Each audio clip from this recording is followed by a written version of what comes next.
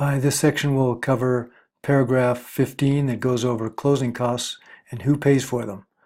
So the buyer and seller has to pay their respective closing costs. So sometimes there's costs that are charged to the seller. Sometimes there's costs to the buyer. The title company will let you know what is what, and that's pretty much non-negotiable. You just pay what you owe in that case.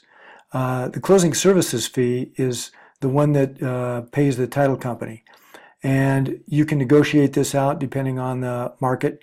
Most often these days, it's split half and half. So the seller pays half, the buyer pays half, and the title company gets paid in full. The status letter, this has to do with HOA fees or HOA documents.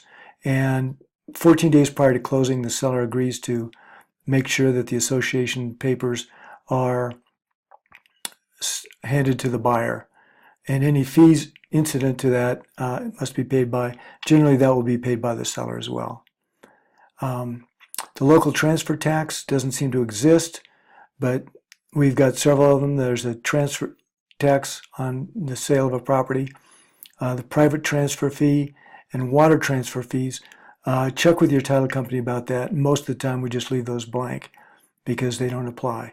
You may have water transfer fees if you're out where there's a well or an unusual source of water like that. You may, or if you're buying water rights somewhere, there may be a transfer fee there, and your title company can help you out with that.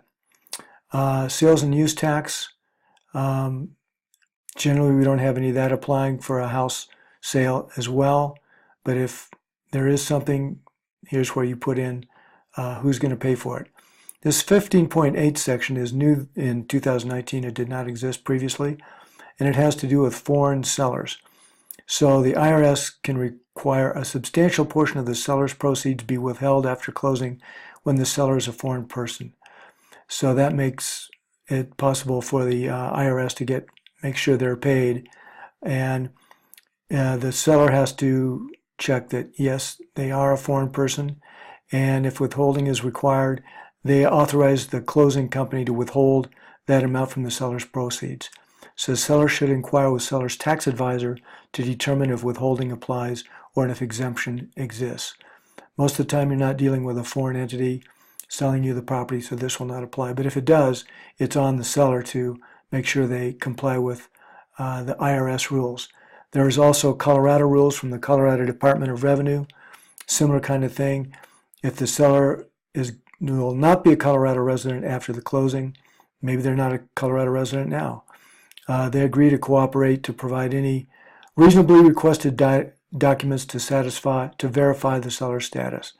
And if any withholding is required, the seller gives the title company authorization to hold that back from their proceeds at closing.